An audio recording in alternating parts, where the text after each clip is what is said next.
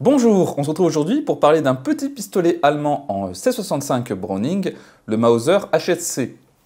Mais avant de voir sa riche histoire et de l'essayer au stand, un grand merci à la Commanderie de Navarre qui me confie ce pistolet et toujours un grand merci au soutien de la chaîne, que ce soit via Tipeee ou Player, et que je vous invite chaudement à rejoindre grâce au lien en description.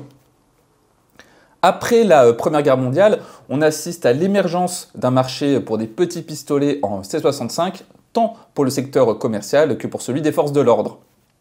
Walther va rapidement imposer son Walther PP puis PPK et l'entreprise Mauser souhaite également avoir sa part du gâteau. Mauser propose initialement une refonte de son modèle 1914 qui donne naissance au modèle 1934. Malheureusement, le pistolet est un peu vieillissant par rapport au Walther PP. Et en parallèle, l'entreprise travaille sur un pistolet pour remplacer les P08 et Mauser va concevoir le HSV qui sera essayé par l'armée allemande. Ce prototype ne sera pas sélectionné malgré ses qualités et laissera sa place au désormais célèbre Walther P38. La sélection du pistolet de Walther peut également s'expliquer par le fait que Fritz Walter était un fervent partisan du nazisme et peut-être que Walther aurait reçu un traitement préférentiel par rapport à Mauser. Les recherches sur le HSV ne vont pas être mises à la poubelle, mais elles vont plutôt être réutilisées pour concevoir un petit pistolet en 1665 Browning. Les équipes de l'ingénieur Alex Seidel vont alors travailler sur plusieurs prototypes avant de déboucher sur le HSC qui va remplacer le modèle 1934. Après deux prototypes, le HSA et le HSB, HS pour Hahn Selbstspanner ou pistolet à chien externe à armement automatique, on va aboutir au HSC qui sera le modèle final. Le pistolet est prêt dès 1938, mais sa production à grande échelle ne commence qu'en 1941 à partir du numéro de série 700 000. Et la majorité des exemplaires sont alors destinés aux besoins des différents services de l'État allemand. Ce délai entre la fin du développement en 1938 et le début de la production peut s'expliquer par la nécessité pour Mauser de certifier au gouvernement que ce pistolet répondait, je cite, à un besoin militaire urgent. Mais comme le pistolet avait été initialement destiné à la police et aux civils plutôt qu'à un usage militaire, le gouvernement allemand n'a pas donné l'autorisation pour commencer la production avant la fin de l'année 1940. Évidemment, au cours de la production, on va observer quelques différences entre les différents HSV fabriqués. À la fin de la guerre, les marquages sont simplifiés. Les inscriptions étaient initialement gravées à l'acide, puis vont être estampées. Et le logo de l'entreprise va également être simplifié. De même, la base du chargeur avait initialement le marquage Mauser, mais pour simplifier la production, la base des chargeurs produits en temps de guerre n'ont pas ce marquage. Et sur les armes destinées à l'armée, on va évidemment avoir le poisson du Waffenamt gravé sur le côté gauche au début du pontet. Après la guerre, de nombreux HSC vont être produits pour la France, et des témoignages d'un ouvrier français présent à l'usine Mauser indiquent que deux types d'armes furent produits pour les Français. Les pistolets bronzés étaient à destination de la police, tandis que ceux destinés à l'usage militaire recevaient une finition phosphatée. Et normalement, la finition phosphatée française est plus grise que la teinte un peu verdâtre des productions destinées aux Allemands. Et on estime que c'est entre 15 000 et 20 000 pistolets qui ont été assemblés pour les Français. Comme pour son concurrent PPK, la fin de la guerre ne signifie pas la fin de la fabrication de ces pistolets. Les HSC seront fabriqués jusqu'en 1977, du moins par Mauser, mais j'y reviendrai dans un instant. La fin de la guerre va avoir raison uniquement d'une tentative de fabriquer la glissière en acier embouti. Finalement, cette version n'aboutira jamais. Mais Mauser va relancer la fabrication des HSC à partir de 1968 en introduisant une version également en 22 long rifle ainsi qu'en 9 mm court. Et en 1977, chose un peu ironique, Mauser propose une version American Eagle pour commémorer le bicentenaire des États-Unis. Et l'entreprise allemande va également s'associer avec Armi Renato Gamba en Italie pour la fabrication de HSC sous licence entre 1978 et 1990. Le HSC a une longueur de 16 cm avec un canon de 8,5 cm, une hauteur de 11 cm et côté poids, il pèse 670 grammes avec un chargeur vide. Pour retirer le chargeur, on appuie sur le verrou de chargeur à la base de l'arme et il a une capacité de 8 cartouches. Quand on retire le chargeur, on peut voir qu'on a une sûreté de chargeur, donc on ne peut pas faire feu. On a une platine double et simple action. Et la détente est assez lourde, tant en simple action qu'en double action, bien sûr. Le marteau est bien protégé. On a juste une petite crête qui dépasse pour l'activer. Sur le côté, c'est notre sûreté. Avec le S affiché, la sûreté est engagée. Et quand la sûreté est engagée, on peut quand même relâcher le marteau. Mais bien sûr, le percuteur n'est pas exposé dans cette situation. Côté organe de visée, c'est extrêmement basique. On a un petit guidon, une petite hausse en créneau à l'arrière. Et au-dessus, on a une sorte de gouttière qui soit est lisse, soit est striée, et dont l'objectif est de réduire les reflets. Le HSC dispose d'un arrêtoir de culasse interne, c'est-à-dire qu'avec un chargeur vide, lors du dernier coup, la culasse est en arrière. Et pour la ramener en avant, il faut réinsérer un chargeur. Devant la détente, on a un bouton pour démonter l'arme, mais on va voir ça juste après. Et ce bouton est lié à un système pour verrouiller le canon à sa place qui est logé à l'intérieur de cette pièce si distinctive du HSC avec justement ce pontet qui va quasiment jusqu'au bout de l'arme. Sur cette variante commerciale, on a un chargeur avec une extension pour poser l'auriculaire. Et la finition de ce modèle est vraiment très jolie, avec des marquages bien nets. Par contre, il est assez difficile à filmer à cause de tous les reflets et des traces de doigts. Lorsque la culasse est en arrière, quand je vais insérer le nouveau chargeur, elle va automatiquement partir en avant et chambrer une cartouche. Je vais essayer le premier tir en double action et les autres en simple.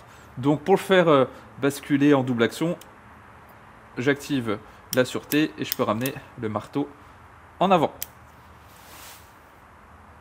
Les organes de visée sont vraiment basiques de chez basique. Et ça ne part pas. On rappuie. L'avantage de la double action.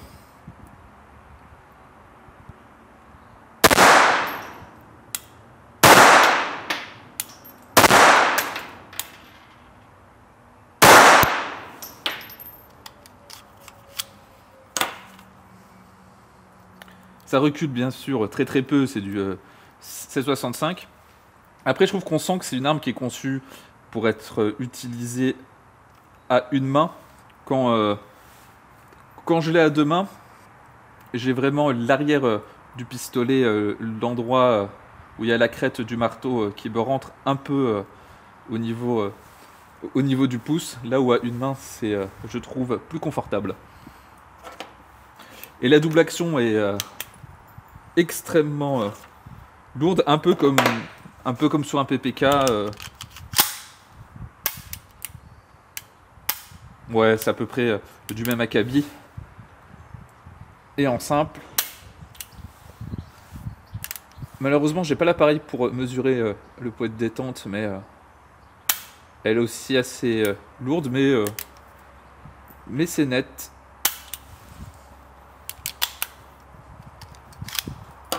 Et bah, malgré ces organes de visée très basiques, à 25 mètres, ça fait vraiment le boulot. Celle-ci, je l'ai senti au moment où j'ai tiré que c'était pas terrible, mais c'est une arme qui est assez précise et qui n'a d'ailleurs pas été conçue pour tirer à 25 mètres, mais quand on fait le boulot, ça fonctionne.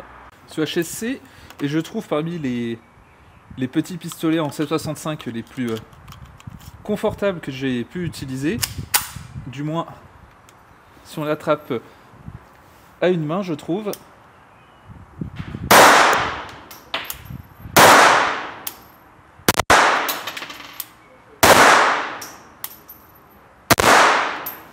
Et quand bien même le canon n'est pas fixe comme sur un Walther PPK.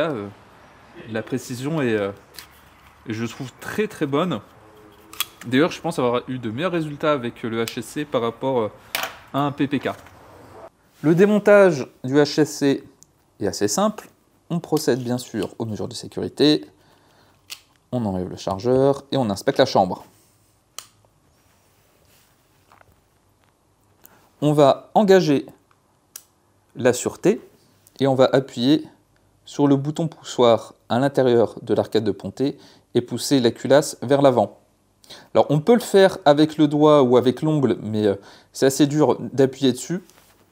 Le plus simple, je trouve, est d'utiliser un outil en plastique, un stylo, ce qui va permettre de pareiller le pistolet. J'appuie sur le bouton et je pousse la culasse en avant.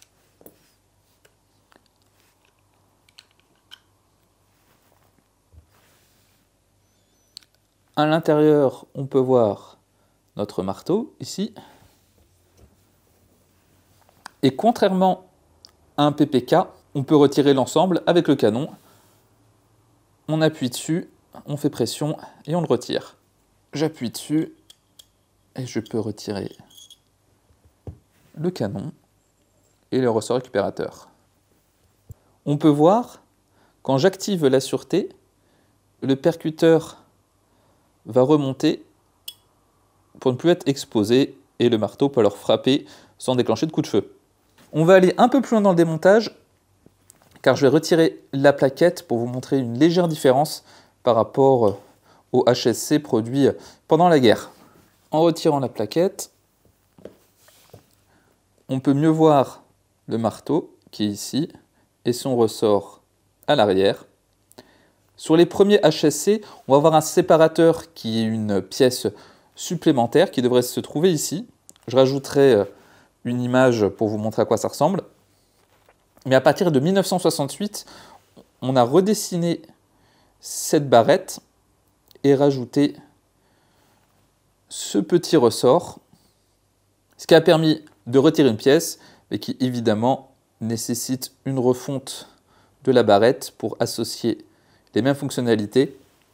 Et avec le séparateur précédent, il y avait besoin d'usiner une encoche dans la plaquette. Avec ce système, on n'en a plus besoin.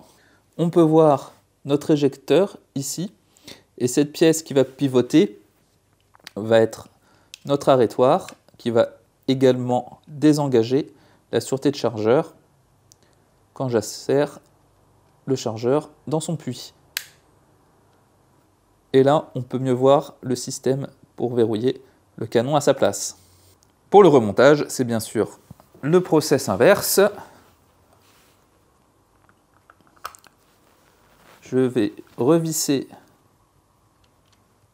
la plaquette gauche,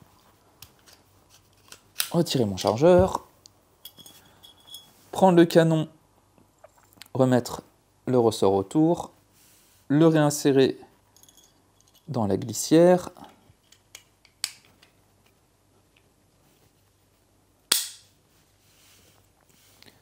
À ce moment-là, je repose l'ensemble sur la carcasse. On peut voir ce creux au niveau du rail qui va s'indexer avec les deux ergots de la glissière.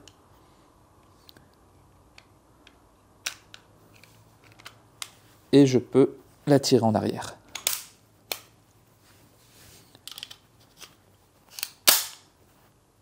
Bien que n'ayant pas eu le même succès que les Walther PP et PPK, ce Mauser HSC a une longue carrière en Allemagne bien sûr, mais également partout en Europe. On a la France et la Norvège qui font également partie des utilisateurs après 1945. D'ailleurs, en parlant de la France, de nombreux HSC ont été utilisés par des soldats français en Indochine. On va retrouver l'esthétique du HSC et certaines de ses caractéristiques dans le HK4 d'Eclair & Corps. Et c'est pas un hasard, car ce pistolet a été conçu par le même Alex Seidel qui avait participé au développement du HSC, même si le HK4 n'est pas une simple refonte du HSC, mais on reconnaît notamment la platine double et simple action, ainsi qu'un marteau bien protégé avec la petite crête pour le manipuler. En tout cas, j'espère que cette vidéo vous a permis d'en savoir plus sur ce petit pistolet, ou même tout simplement de le découvrir. Je vous invite comme d'habitude à vous abonner à la chaîne si ce n'est pas déjà fait, et si vous le pouvez, à rejoindre le Tipeee en description. Sur ce, on se dit à bientôt pour une prochaine vidéo.